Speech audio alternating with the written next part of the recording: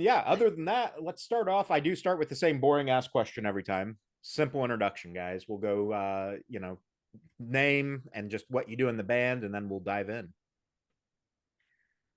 I'm Drew. I sing in the band Old Neon. My name is Zach, and I play drums in the very same band, Old Neon. Dude, no way we should start a band. You're in a band called Old Neon?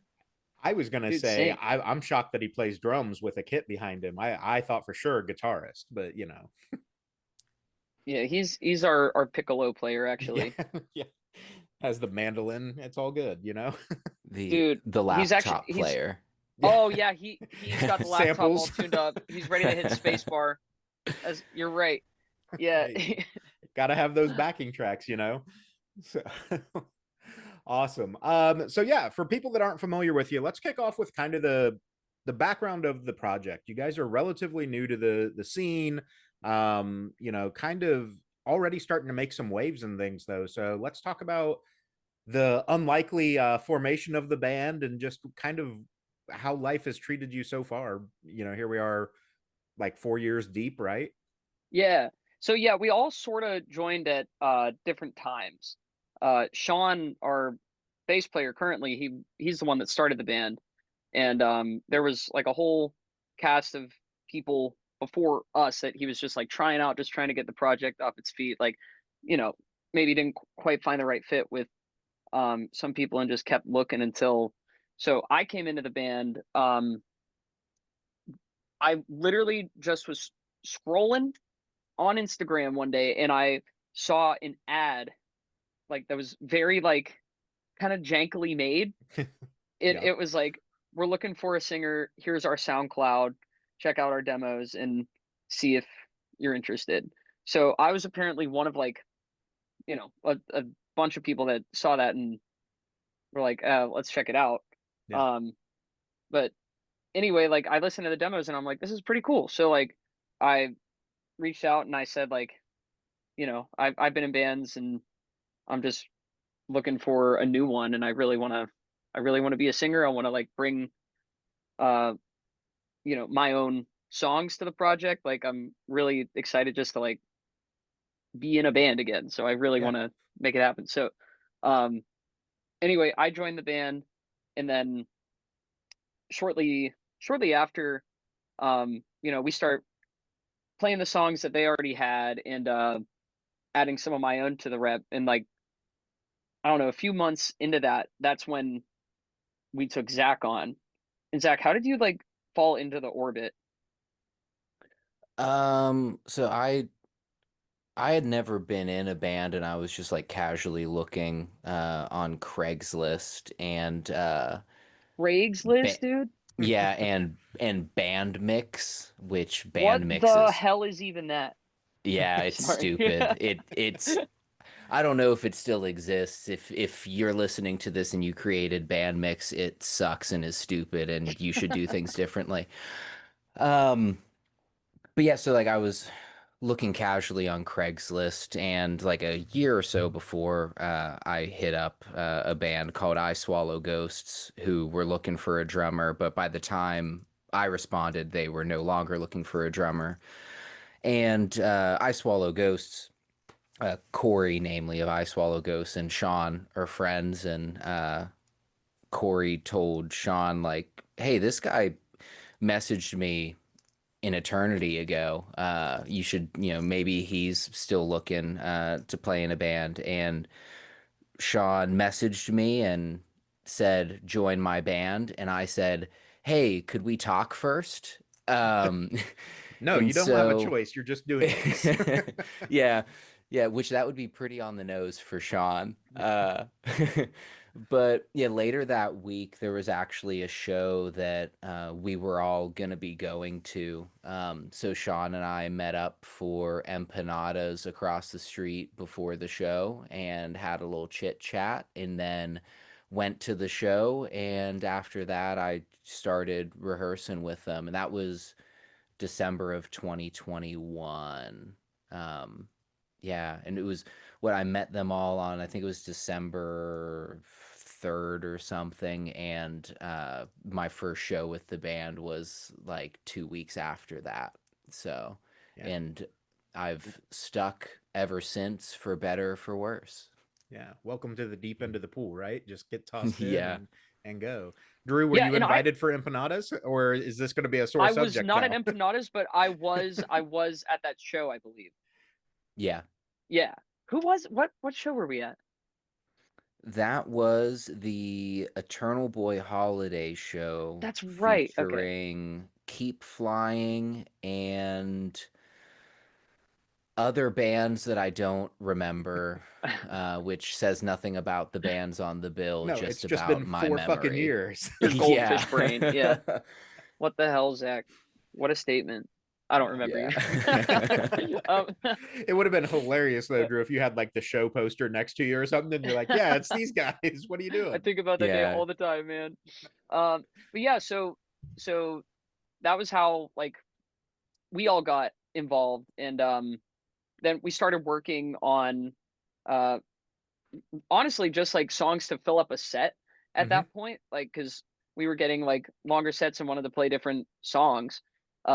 So we were just like writing sort of quickly and like turning them around and just like getting them on their feet in the room pretty quickly. And it would be like, I would have an idea or like Sean would have an idea at that time and just like bring it to the table, be like, this is basically what we're gonna do, and then everyone kind of fills in their parts.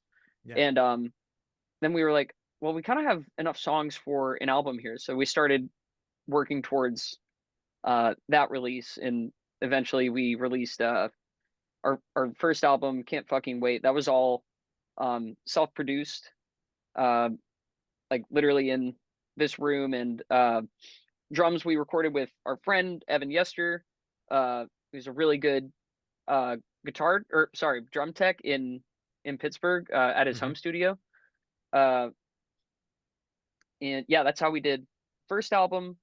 Then also our second EP was made largely, or our first EP was made largely the same way. Yeah. Awesome. Yeah. So, as you guys are getting together, with it being kind of, I don't want to say Sean's project necessarily, but like being his project before you guys, how much of a learning curve or um kind of compromise has there been, or I guess growth really, in building the sound to what you guys are creating now? I think we're still on the learning curve, with all of everybody, each other. Yeah. Like we all have different tastes, and they're like constantly evolving. We come from a lot of different backgrounds musically, but when we come together, we want to make something that's very us, I guess. Yeah. And it's funny you bring that up, because that was sort of a central theme for us, was learning how to work together better on this new EP. So like there was a moment where for a lot of reasons, like we thought we might not uh be a band like shortly after the first EP. Yeah.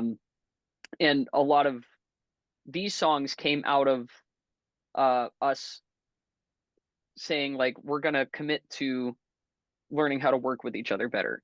And that's how these songs uh came about. So like creatively we wanted to have it be a more collaborative process. So like instead of I would bring a basically finished idea to the table, or someone else would bring something totally done and we'd all just be like fill it in. Uh, it was more from like a ground up approach for most of the songs that we sort of built them up. Uh, Yeah. so like Nobody's Burden started out as an instrumental from our guitar player B, and Nobody's Burden is the first song on this new EP, Mhm. Resolution. But it it started out as a B instrumental, and then they sent it to me, and I came up with like a melody and stuff like that. And as soon as it was uh like close enough to like, okay, we have something that we can bring to the group, we brought it to the group. Yeah. And we're just feeling it out in the room, seeing how it sounded and how it evolved. And like that one we actually finished in the room together, which like we had never done before.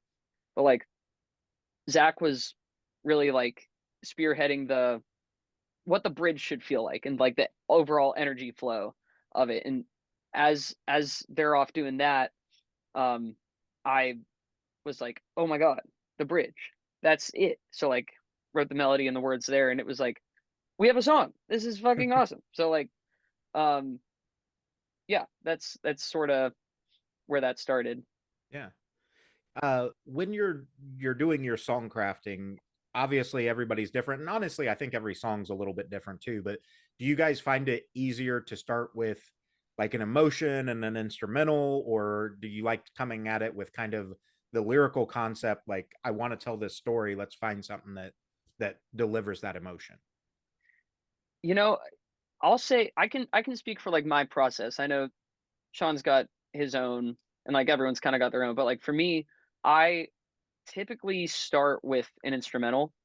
Um, so and like a pretty fully fleshed out thing. Like that's how I like to work. So like it can start as like a small idea, and then I want to get at least like, I don't know, like a lead part, like just something else going on other than just like chords and melody. Right.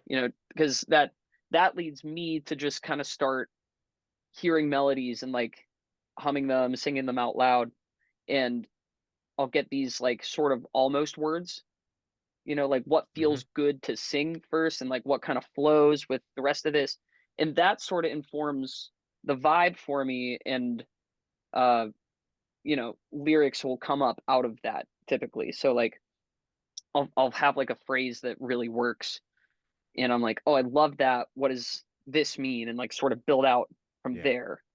Uh, and sometimes I'll have like just snippets of words, like a little like I'm like, oh, that's a bar, write it down. Like just a little stanza Yeah. of something, but there's no like melody to it. Maybe it's like only a loose idea. And as I'm like feeling out the melody in real time, like I'll be like, oh, this sort of, I wonder if I can work this thing that I wrote a bit ago in. Yeah. Um, yeah, and then, but honestly, like collaboration has been super super helpful for me, because like in the past I've had trouble like finishing songs, but Mhm. as long as I can get that like initial thing down and communicate it, it then gets easier because other people are throwing their ideas in, and that just gives me some new input to sort of work with, and we can get there together. Yeah. And there's something I'll want to come back to, but for you, Zach, in the pop punk space, when it comes to the drums and, defining that rhythm and kind of the bass line for how things are going to be kind of bracketed, right? Like you are the timing machine. What's it like for you when it comes to that pacing of certain things and trying to figure out like where should the BPM really be for this set, or where do I feel like I need to fill in because there's not enough going on to drive that emotion? Yeah, as far as tempos, we just kind of go with it until we have just kind of like an internal clock, an internal pacing, where we think the song should sit, and then we'll like approximate it to a click track and then nudge from there. Like this could be, five faster. Okay, maybe this should not be five faster, or Yeah. from there. Um, as far as like with what I'm doing with my parts and where I'm adding to and uh, perhaps taking away, um, it's changing a bit. Like this, working on this last EP, we worked with Matt Brash of the Wonder Years, and the way that he contributed with ideas um, has me thinking a lot more critically about my parts. Um, but I mean, I'm always just trying to do what I think is best serving the song. Yeah. Some songs need a little bit of extra juice. Some really don't. Some need me to do less. This part might be cool if I do a fill. This part also might be cool if I do absolutely fucking nothing, you know?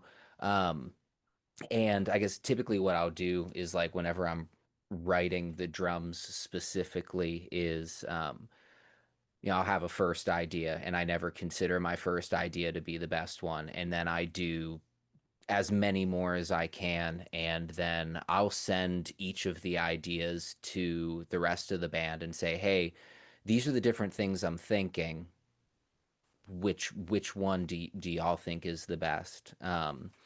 Because while I think I have a good barometer for what the drum should be doing, I also am not a songwriter, Right. and so I want to know what the songwriters think as well. And so yeah, that's how typically I'm going through it. Occasionally, with uh like Drew was saying, like sometimes he or even B may be coming in with something that's a little bit more fleshed out, and they're both logic whizzes and they can program drums and a bunch of shit that I can't do. And so sometimes they'll program something and it'll be like 90% of the way there, and I just have to figure out, what here, what there. Yeah. Kind of humanize the program.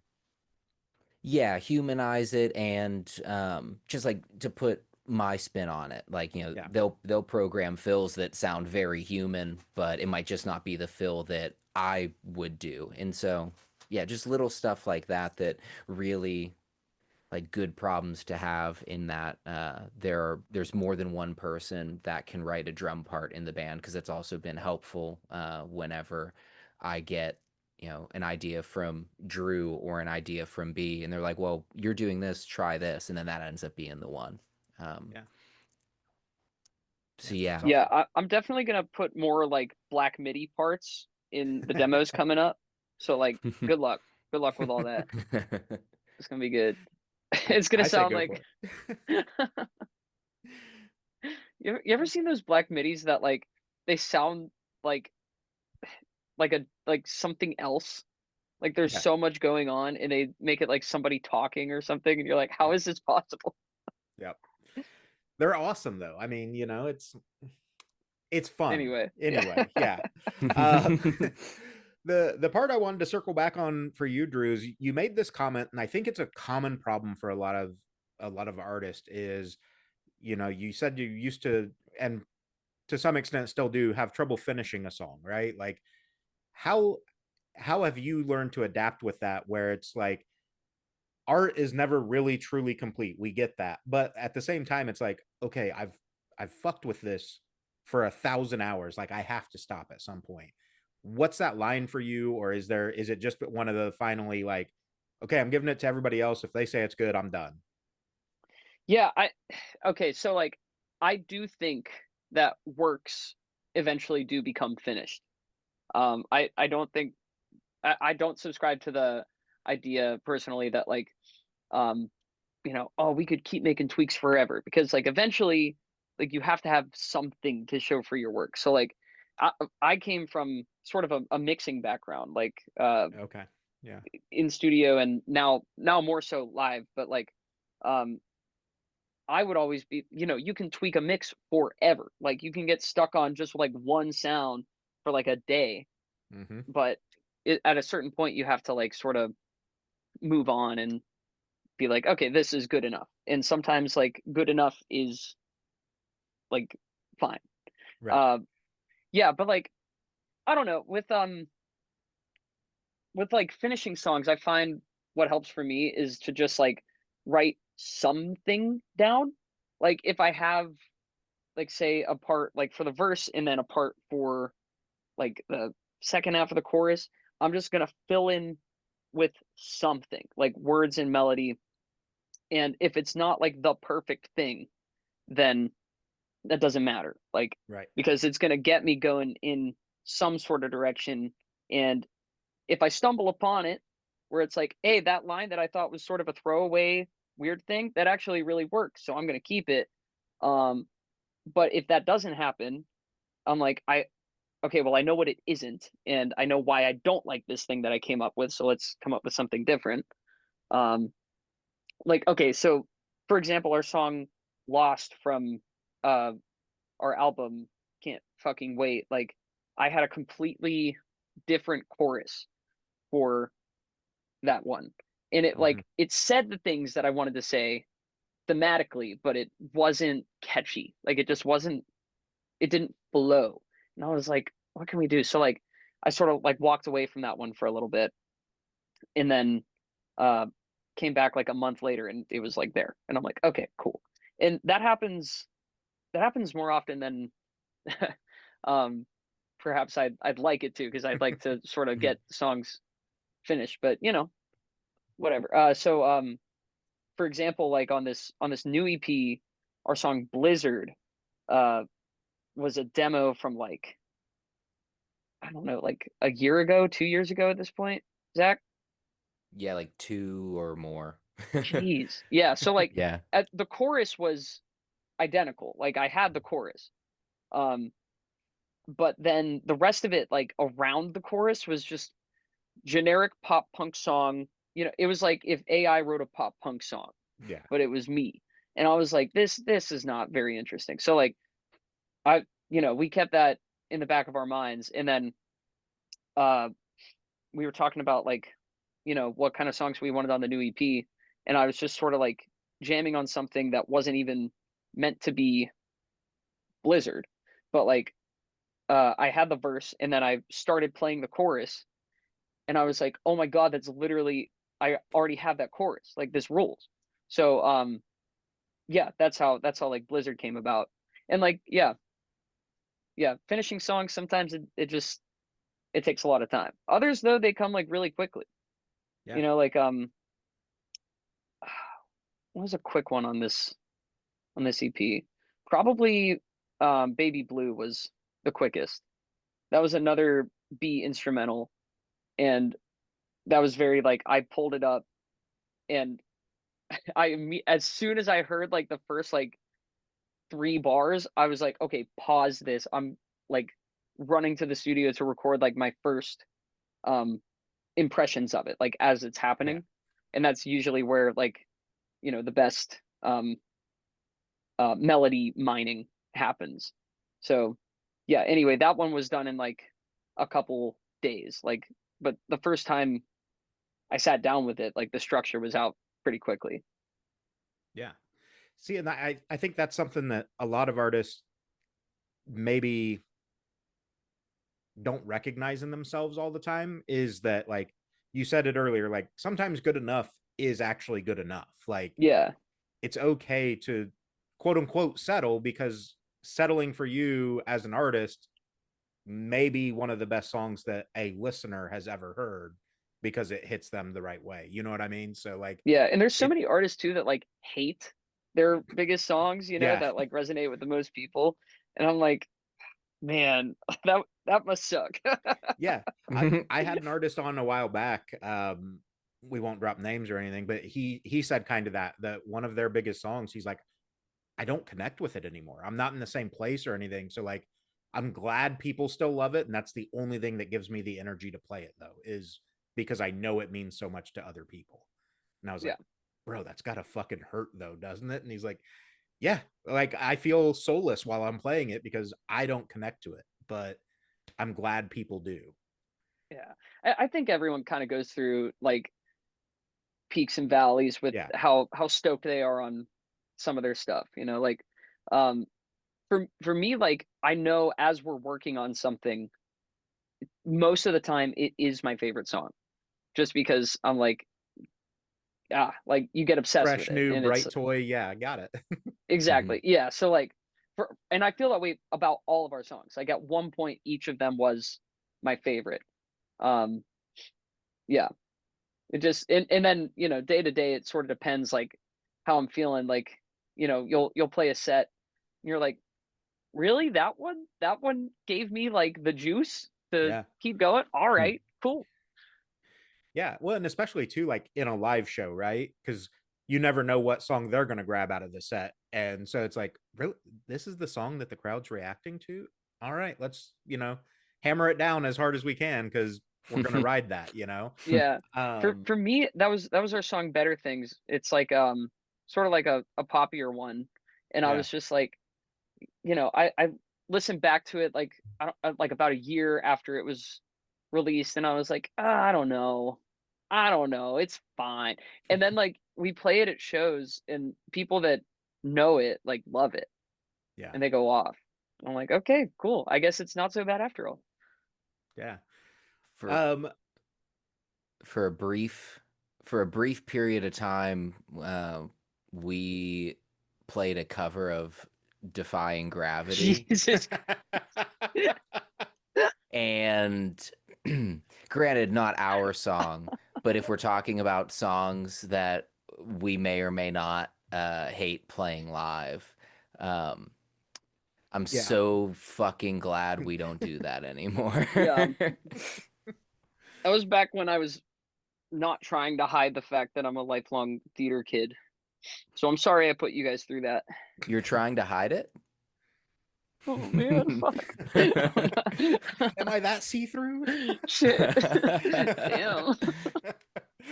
No, I mean, brave choice though, right? Like, if you're gonna pick a theater song, that's on the list of like, you better not fuck it up because people will call you out over that.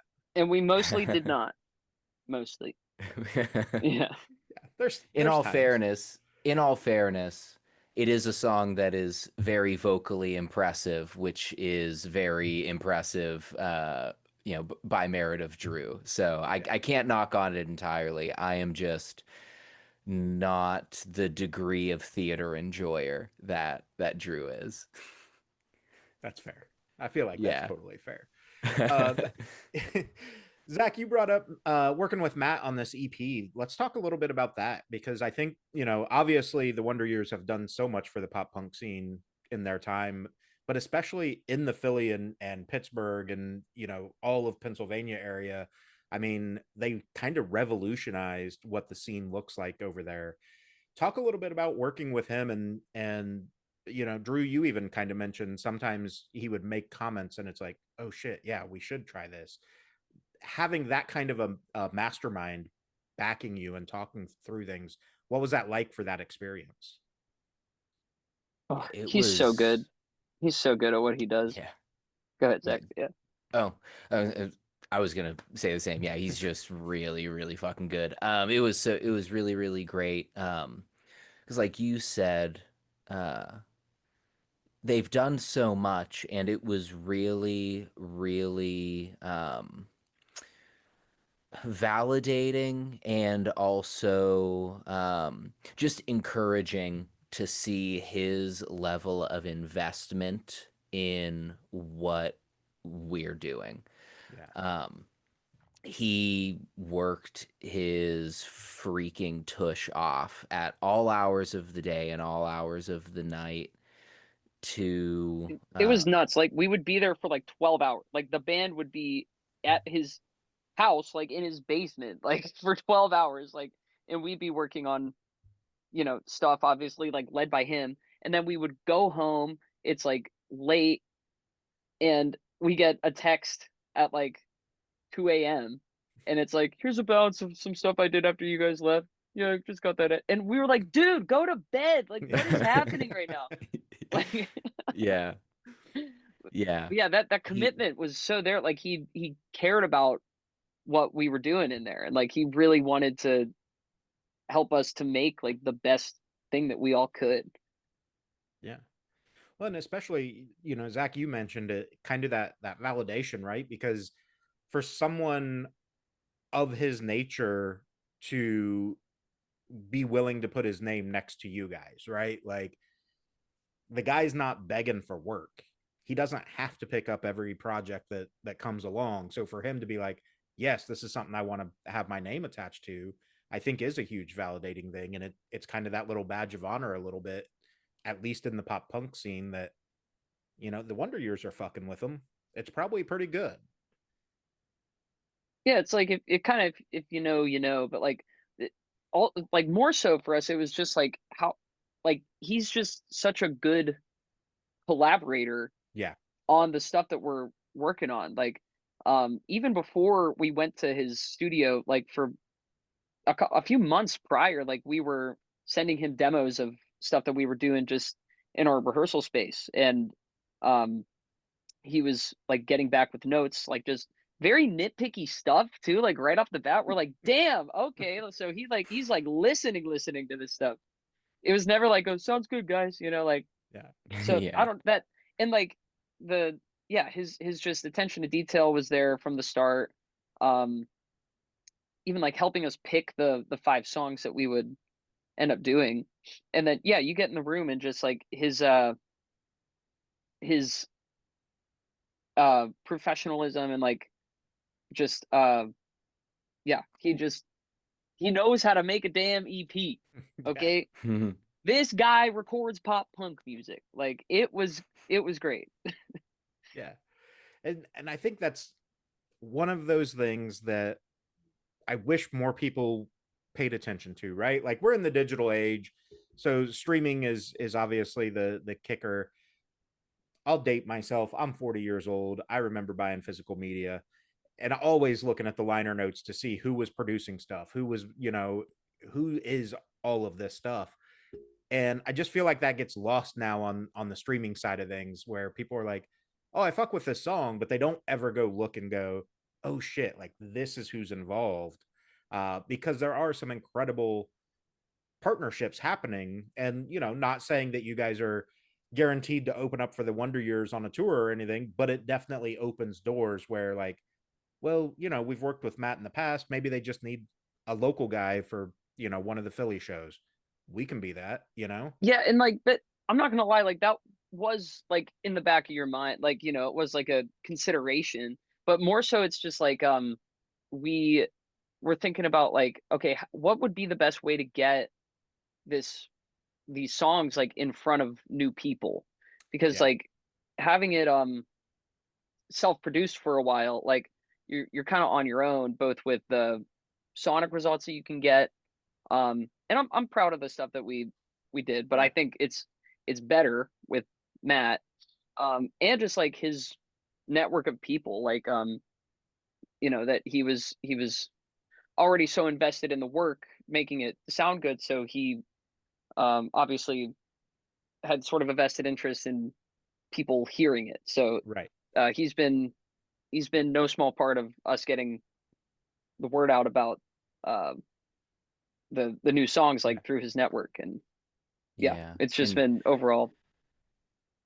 yeah, and I mean, of course, like it all starts at the source as far as like how good things are, right? Hmm. But like it's important to get the steps after, right? And Matt was so instrumental in that. He connected us with Nick Steinborn, also of the Wonder Years, to do the mix, and Hmm. with Will Yip to master it, and like dudes who can make some pretty fucking good sounding records that Right. like if if we hadn't worked with Matt, and had he not been so helpful and willing to like go over the top, just because that's who he is, like just those things just would not have happened any other way. Yeah. Yeah. And I think that's, again, just a testament to the pop punk scene in general, too, right? Like every scene has some gatekeepers and things like that. But it seems like in the pop punk realm, as the bands become legends, they most decidedly want to give back to the scene and help the next round of people. And I think the Wonder Years are, again, a big part of that, where they've very well established themselves, and then Matt does all this stuff, Nick does all this stuff, Soupy's constantly doing features and demos and shit. Like there's so much care for the scene being healthy, and I think it's really cool because it's that old cliche that a rising tide raises all ships, right? Like the competition's there, but it's not intended to hold anybody down. It's to try to elevate everybody to the same level. Yeah, yeah, uh, yeah.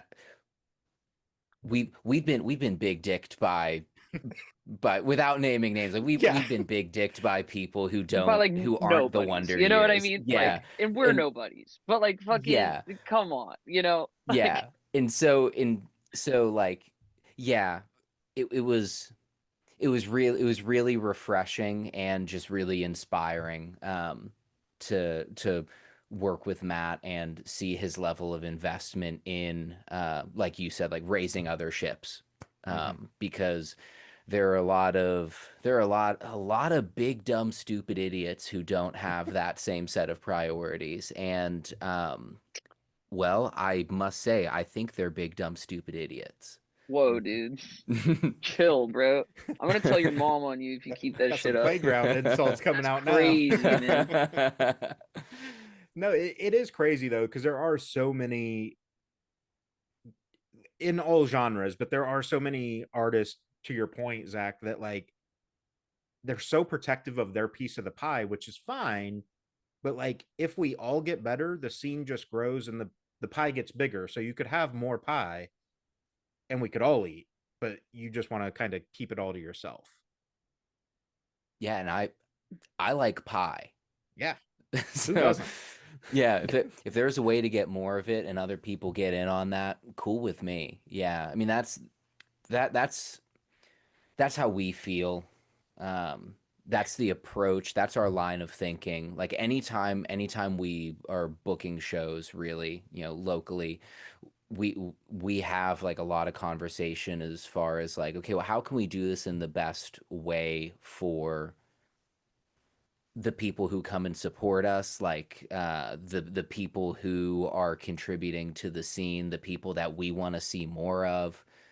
Um, we try to make a really intentional effort to do just that very same thing of making the pie as big as possible for everyone. Because yeah, if we got super protective of it, we'd be shooting ourselves in the foot. We wouldn't be a band in 2 years, because who wants to support that? Yeah. And it's just so antithetical to the very thing that like punk rock music stands for, you know? Mm-hmm. Yeah, So like the like whole what reason we were able to start as a band was because like other like local bands like Over the Weather are the ones that gave us our first real show. And it's Yeah. like this is like stuff like this just doesn't happen without a community around it to help foster like the art and all the shows and everything. So that's why like uh I mentioned before like I'm a live sound mixer person. Mm-hmm. And whenever I'm working too, like it doesn't matter if the band is um like a touring band. It doesn't matter if they're in our genre or like whatever. I'll just always ask them like, hey, what's your next move after this? Like if they're if they seem like cool and nice people, I'm like, Right. what's your next move after here? You like just driving to the next city? And a lot of the time they'll be like, we don't know what we're gonna do. Like we were just gonna sleep in the van. I'll like offer my place, and Yeah. I'm not even looking for anything in return. It's just like we've been there where it's like you don't have everything sort of figured out, but you Yeah. still want to play the show. And like, I figure like I'm working this show, and that wouldn't be possible without you guys traveling from wherever the hell. So like, Yeah.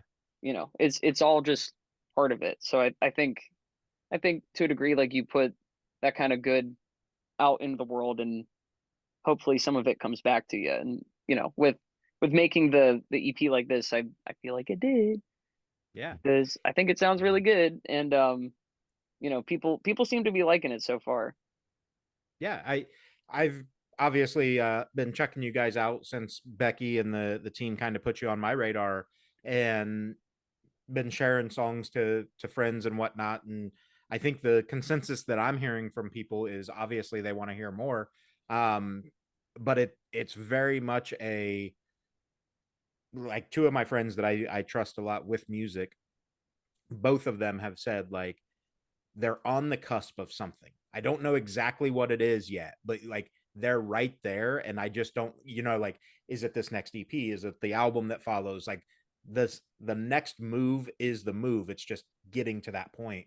And I think it's true. Like, I think you guys have this really incredible sound that oddly feels nostalgic at times, but is so fresh that it's not like, oh, they just pulled that from Newfound Glory. Like it's yes, there's hints, because it's pop punk and that's everything, right? But it's not a, oh, that's the exact chord set that's in Secrets by State Champs. Like, cool.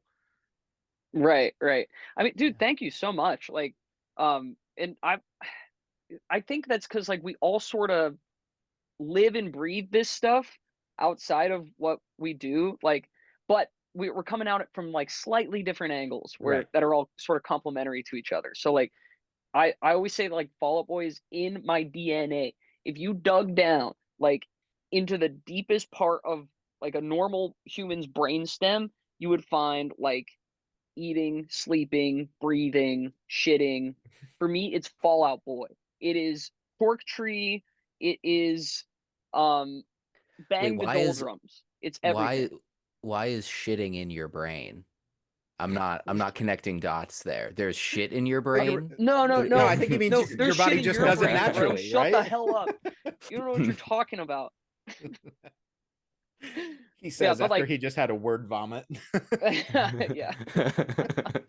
But like, no. So like, I'm like Fall Out Boy was foundational to my understanding of music and playing in a band and all that stuff. And like, um, it, for me, like it's safe to say they're my favorite. And then like I was super into like Panic at the Disco, like you know Green Day was another huge one for me. Mhm. Weezer, just you know the Titans. Yeah. Um, but then Zach like is into different stuff. So like I really wasn't into the story so far until you introduced me to them. And even then it like took me a second. I was like, I don't know about all this. And now they're like my other favorite band, Yeah. you know? I feel like Um they are an acquired taste to the old school pop punk fan base. And I don't know why that is. Like, they're great songwriters, they have great, instrumentals and soundscapes. But again, at 40 years old, right? So I grew up with Blink, Green Day, Fall Out Boy, all of that. And I was the same way. My niece was like, you should check out the story so far. And I was like, I don't love it. And then I just caught myself like constantly going back to it. And I'm like, oh no, I do love it. And I just didn't realize it. yeah. For me I was slow to love them because I'm so into like melody and just vocal stuff. Yeah. But like, most of their melodies are the same fucking thing over and over again. And then one day like something clicked. I was like, "Oh, that's the point. That's the point. Like it's so good." Just Yeah. They ah they for like nickelbacked you. I Everything will sounds the I same I will not stand for for a this story so slander. far Nickelback yeah, that them's fighting comparison. words, dude. Yeah. I No, was on board until we started saying the story so far is Nickelback. Now I'm In fact, pissed. this podcast is over. We're walking, dude. no, like I said, I do love them, but I think you're right, Drew. Like, and maybe that's what was slow for me is like a lot of the melodies, a lot of the undertones were very, very similar across the catalog. So it was like, okay, it's like they're constantly trying to make it work. And then when it clicks that like, oh, it's not that they're trying to make it work, it works, and I just wasn't getting it. It changes everything. Yeah, yeah, and it hits. And like their new album was so Dude. good. Like Hmm. it just gave me so much hope for the future that like this genre it ain't done, man. Like cuz I don't know, they made like stuff that felt fresh and new but fit right in with the rest of their discography. And I was just like, yeah, I felt like real good as a fan. And it was like actually like it was really inspiring like some of the stuff like on uh this EP, Yeah. either consciously or subconsciously, but like we were all listening to it pretty heavily. Yeah. So Zach, other than the story so far, who are some of the others for you in that like just constantly ingrained in the shit part of your brain apparently, like Drew has. Y'all just gotta read up on the brainstem, okay? Y'all don't know shit about uh, the anatomy of the human brain. yeah, for me, My number one, absolute number one band is 4 Years Strong. I've Solid loved fucking them. choice. Yeah, I've loved them so very much for such a long time, and really like they're the reason, like tangentially, that I set on my unfortunate course to be a drummer in a pop punk band. Um, it's like the first time I ever saw them live was just a very important experience for me. I also love the Wonder Years immensely. Neck Deep, Knuckle Puck. Um, let's see. Those would probably be the Blink, of course. Like it's funny. My journey into pop punk was kind of in like reverse order. I feel like from most people, in that I listened to a ton, exclusively heavy stuff up until I was maybe like 14-ish years old, and then I started listening to A Day to Remember, um, mostly because they had stuff that was heavy, but then they also had stuff that wasn't. It was just really like true blue pop punk stuff, and I didn't know that it existed. I was like, "What's this? Give me more of that." And you know, uh, back before all of the internet algorithms were blown to shit and they were actually useful, it was like I went on YouTube and I had an A Day to Remember music video pulled up, and in the suggested, it was Neck Deep, State Champs, The Wonder Years. It was every band that now is a staple that is absolutely irreplaceable for me. Um, so yeah, those ones. I got a little tangential, but Hey, those ones.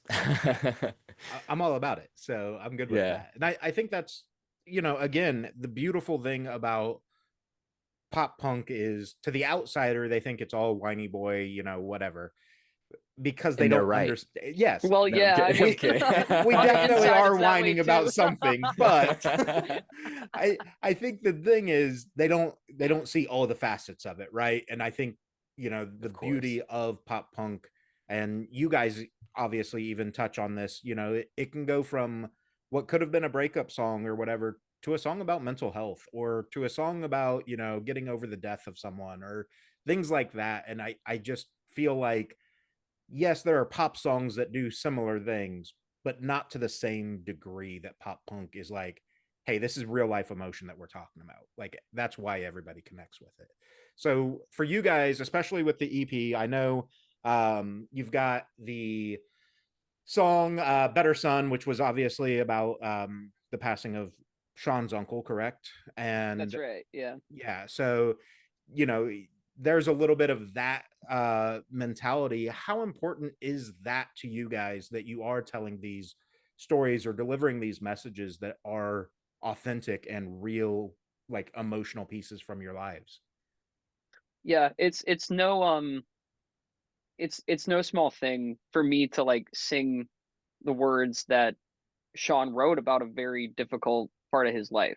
So I like to make sure that I'm uh you know uh respecting that Yeah, for him whenever I perform it, and um yeah, and try to embody that, I guess, yeah, in a way that means a lot to him, and means a lot to all of us. Like I think Sean is one of the best writers I've ever met, just because he is so willing to go to those places, and he's lived a life that's been pretty tumultuous at times. So yeah, I mean, he really is the one that um goes there more, yeah, goes to that deeper emotional part, and like um yeah, I think he's able to reach into that sort of pain and those more difficult parts to talk about, uh and just make something beautiful, and then it's just my job not to fuck it up, I guess. Yeah. yeah. Zach, how do you feel about, like, obviously, being on drums, people are going to shit on you and say that you just play drums, right? But like, again, Right it's again. about it's about giving that emotion and, finding the undertone. So when it is like a more emotional song, does that change your approach at all on how you're creating that baseline kind of soundscape for it? Yeah, I mean, I'll say that, like for the most part, the reason why, like I fell in love with the genre, was because, it just, and specifically like a band like the Wonder Years, where there's just a lot of really raw honesty in Mm-hmm. their lyrics, and so, it's something that's very very important to me, in that it ties me to like why I feel the energy that I do with the music, why I want to contribute to the energy in the most meaningful way that I can with the drums. Um, does it change it? I don't think so. I guess only because like regardless of the lyrical content, I'm trying to make the energy that the drums are providing, just in sync with the song. And we have songs, like Better Sun, which the lyrics, you mentioned and Drew was just speaking to. Um, very very heavy, very emotionally heavy. but like beautiful at the same time. Right. Like Oh, the first time absolutely, I yeah. I heard him say "Fate fucked up," I was like, "Oh my God." Like it's so it just gets right to the point, and Yeah. it's like just succinct and beautiful, and it's just like, yeah, how can you not do justice to something like that? Um, Yeah. And it not a low energy song, not a high energy song. At Yeah. times it ebbs and flows.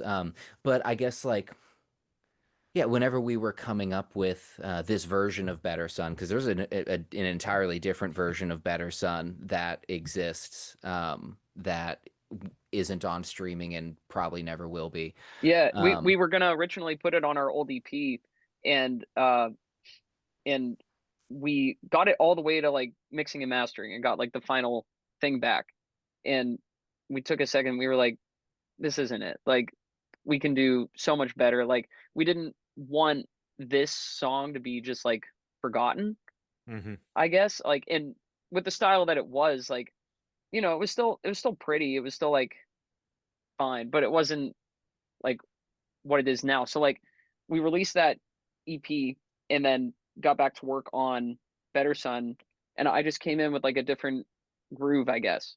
Yeah. And we started like building it up, and that was the first one that we built up for this EP.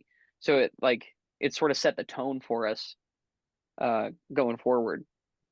Yeah. yeah. And whenever we were first like running it, like one of the like first snags, we were like, hey, we have this intro, we know that Drew, the first lyric is, I've got a resolution. um and we were like, how do we go from one to the other? Something has to happen, but what? And um yeah, I said, well, I'm gonna do absolutely fucking nothing, because that line should be entirely, maybe on its own, or it should be at least unimpeded. Like there should be Mm-hmm. absolutely nothing in its way. And so then, I guess that's one like cherry picked example of, just like, well, if there's energy in the song, it's about picking and choosing. Sometimes the best thing to do is getting out of the way. It depends on what the song needs. Yeah. Yeah. Yeah, because it's like Baby Blue is the opposite. Like it was just Yeah. like that song is like just everybody overplay the entire time. Just do everything. Hey, you, Also, it's 210 BPM. Just go fast. yeah. Play whatever you want. Just do it fast. Yeah. Like that. Yeah, that's awesome. As we start to transition to the end here, for the EP, again, 5 songs. You've mentioned most of them in one way or another. But one of the things I love doing, even on an EP, is most artists hate this question because you've already said, Drew, at times you have your babies, right?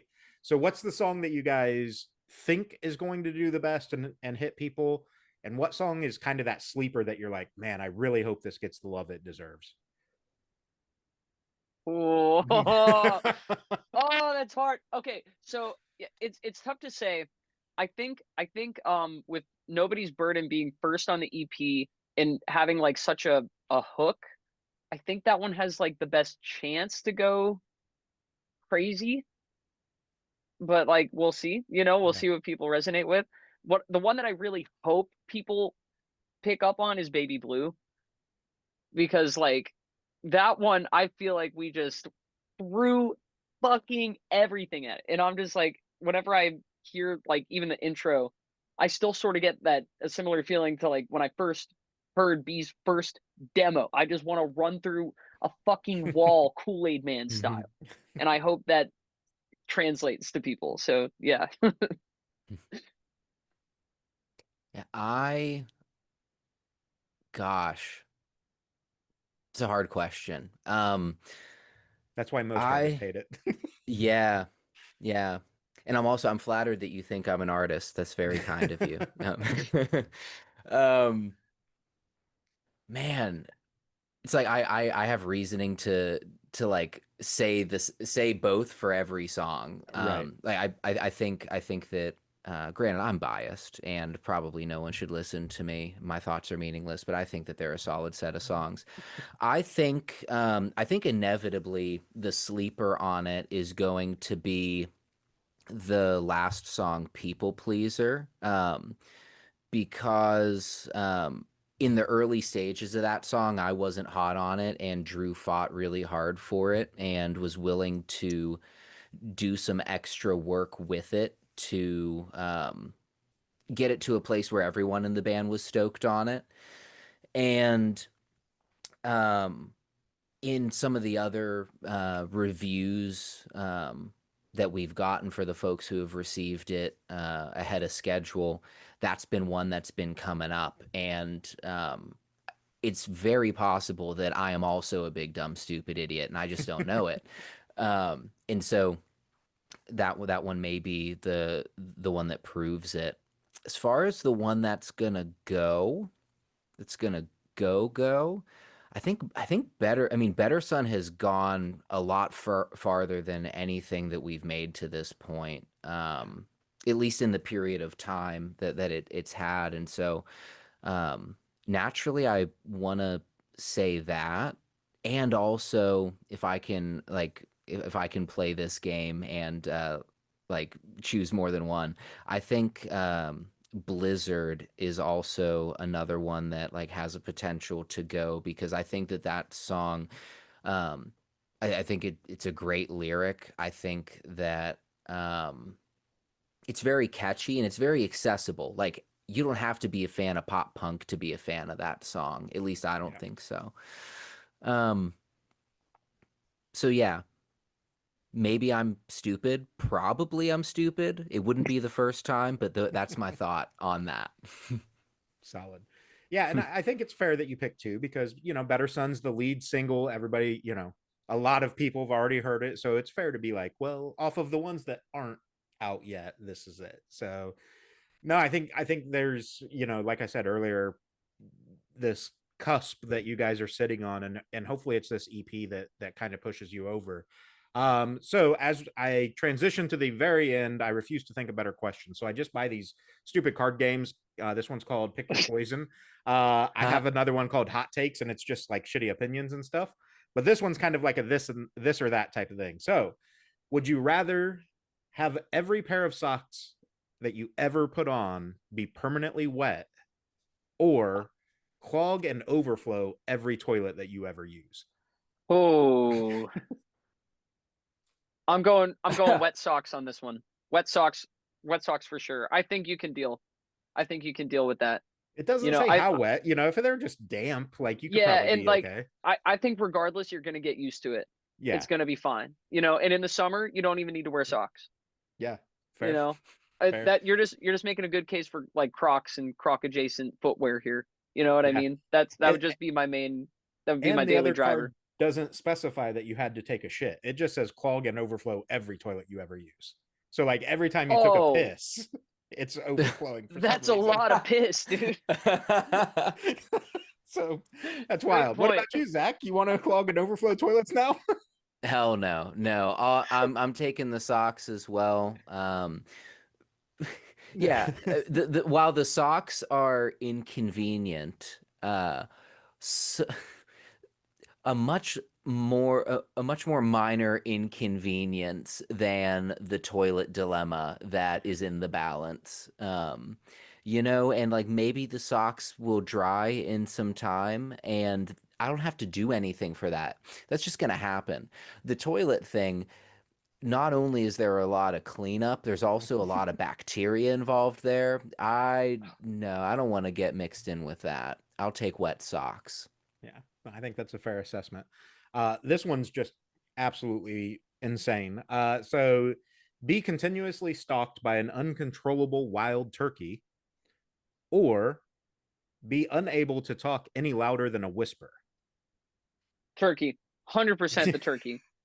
100%. Like I it's gonna be a little scary, but like maybe this is like my overconfidence, but I feel like we would eventually be boys. Like we'd eventually be friends. You know? Like I could befriend this wild turkey. What are turkeys like? I don't know, some sort of food. I'm Like sure you could find something to feed it and it'd be like, okay, cool, we're good.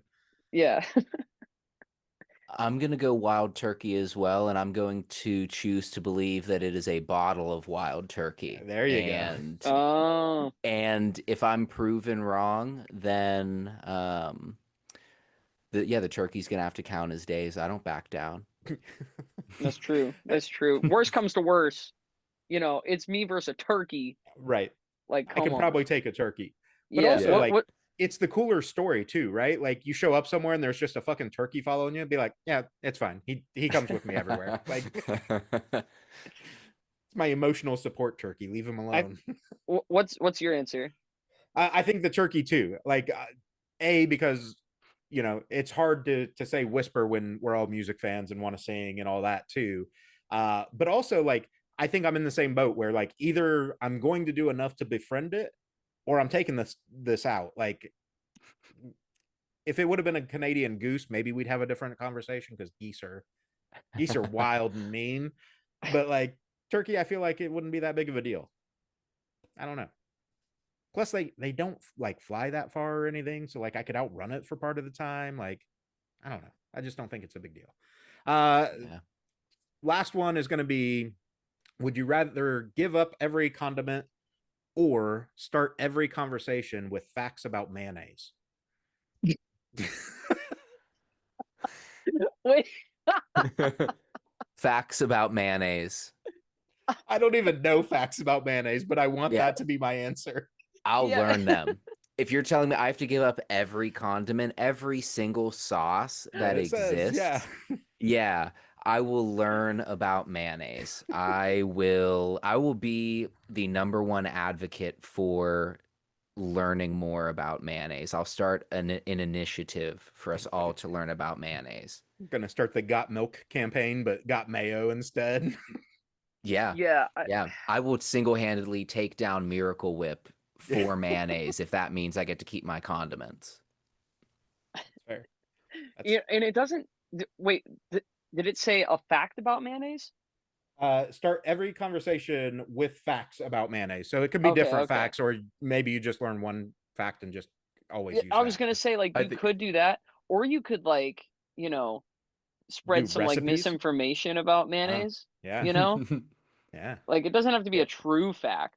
Just like this is something Just that I've heard alternative about facts. mayonnaise. Yeah. Yeah, this is It's what I heard 2025, they're Zach. saying. Those count. This is what they're saying about mayonnaise. Now I've Yeah. heard it. I don't know what I think, but here's what people are saying about mayonnaise. Yeah, that would be the You move. could also like, just like anything, there's so many chemicals and everything, right? Like you pick one chemical and you're like, did you know mayonnaise has this in it? We also use that in fertilizer. Like people would immediately Yeah. be like, oh, I'm done. Cool. We're not done. Like turns out it's just iron. Like no big deal. We're totally normal. Awesome. That's the first, you guys are the first ones that have done the this or that with that game. And I think that's going to be a keeper because those are some fucking ridiculous cards. Those are good. you guys have a few more shows coming up too. I wanted to touch on this. This is going to go live. Let me double check the date. This is going to go live on the 21st. So you'll have about 5 more shows that I've got on my press list so far. So you've got your Philly, your Pittsburgh, Columbus, Newport, Kentucky, and then in June you're playing with the boys in Calling All Captains, who have been on the podcast a few times. Dope dudes, like those guys are awesome. And then Forever Came Calling as well on that show. So for those that are potentially coming out to these shows, like, what do you want them to know? What do you kind of want them to expect? Obviously they should get to know the fucking EP so that they can sing along. Just be ready to have a good time. It's gonna be fun. Come to a show. Am I good? Was that good? I think so. I think you hit the bullet points, it sounds Hell like. yeah. Drew's going to be playing in wet socks. Hell yeah. Straight up. Yeah, Mayonnaise facts we'll before be- every song. Dude, if you did that, like, that's your new TikTok trend right now, is you just fucking spout mayonnaise facts and then play a Just song. facts about mayo. There's a local band called Heading North. And they do shark facts at all their shows. It's That's really dope too, man. incredible bit. It's an incredible bit. Yeah. Well, Yeah. Feel free, take the mayo one and run with it. So. That's it. Yeah. That's everything I've got for you guys. Obviously I'll link all the socials and everything too, but where can people find you online? What's the best way to interact, things like that? And if we missed anything, go ahead and kind of promote that now, as far as upcoming shows that I don't know about or whatever. Just don't get in trouble with press. Yeah, I mean, our socials at Old Neon Music everywhere. Any social that we have, that's how you'll find us. Our EP Resolution comes out on May 23rd, year 2025. It has 5 Zach's songs personal on it. phone number Yeah. is 412. Go ahead, keep going. I'm not afraid. He didn't even try to cut you Yeah. off. Yeah, I was yeah. really expecting you to hold me back. Called your bluff. Yeah. Without my phone number. Yeah, our EP comes out on May 23rd. We have those shows coming up. We'd love for you to come out and see us.